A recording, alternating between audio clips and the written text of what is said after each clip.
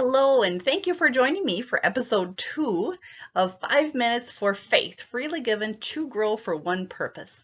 And today we're going to find our inspiration from the prophet Jeremiah. Now, the prophet Jeremiah is often known as the weeping prophet.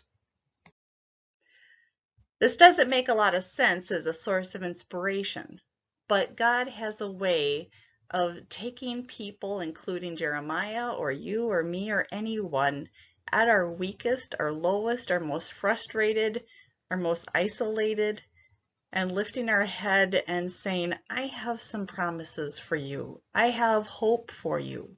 And so we're going to find the kind of hope that God gave Jeremiah. Now, the circumstances in Jeremiah's life were not easy. He was a prophet during the reign of 5 different kings.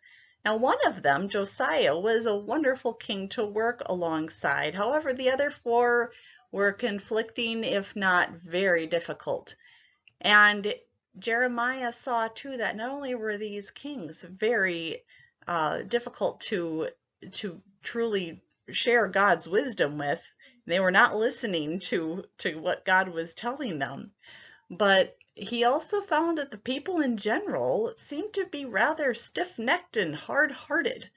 And so it got to be a frustrating job for Jeremiah trying to get God's words of justice and compassion and truth and worship and what that really looks like out to the people he was called to speak to. Now, during this time, Jeremiah kept on trying to tell people that they can't keep on living this way. You can't keep on worshiping other gods. You can't keep turning your back on the people in need. And so he took a clay pot as an object and he said, look at this pot. It's hard. It's not living up to its use and its purpose for which it was made.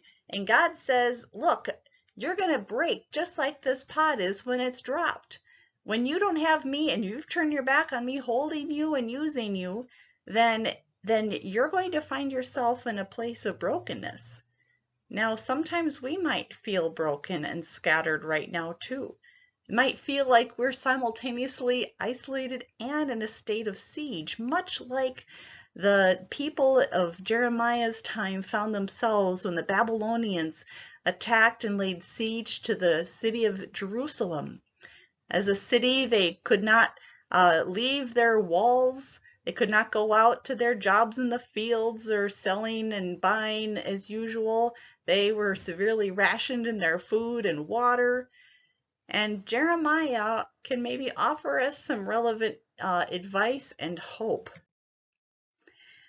This picture of Jeremiah here was painted by Michelangelo in the ceiling of the Sistine Chapel. And as we look at him, we first of all notice that he looks pensive, prayerful.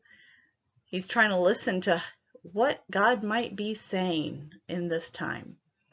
And I have to admit, as I look at him, I'm also saying, hey, Jeremiah, don't put your hands on your face. Wash your hands. But really, he is hearing God say these words.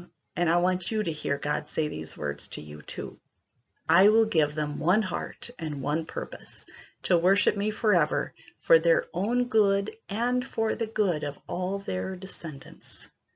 In other words, God is saying that, look, if you want to live up to the purpose and have the kind of life that God meant you to live, we're going to have to find it together. We're going to have to find ways of supporting and encouraging and loving and sacrificing for one another. And we're going to have to do that not only for our own good and for the good of our immediate family and the good of our immediate city, but for the good of all, including all of the generations to come. God shares with Jeremiah powerful images of God like a potter, saying that God wants to work with us. God has not given up on any of us. And so consider this time where we're all apart, where we might have everything thrown up in life, and we don't know what ways and when things will land again and return to any sense of normalcy. While we're in this so-called state of siege, this is an opportunity for us to listen to God.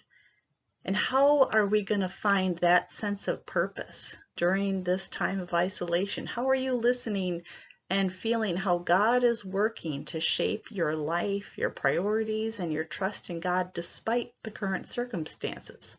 In fact, it's often because of difficulties that we have the privilege of reevaluating a lot of things in our life. So I invite you to do that. I also invite you to watch this video that I've included here to give us a good idea of the overview of the book of Jeremiah, and then go ahead and read that. It will take a while. It's over 50 chapters, and it will take some diligence to get through. But I invite you to listen to what God might be saying to you. Enjoy.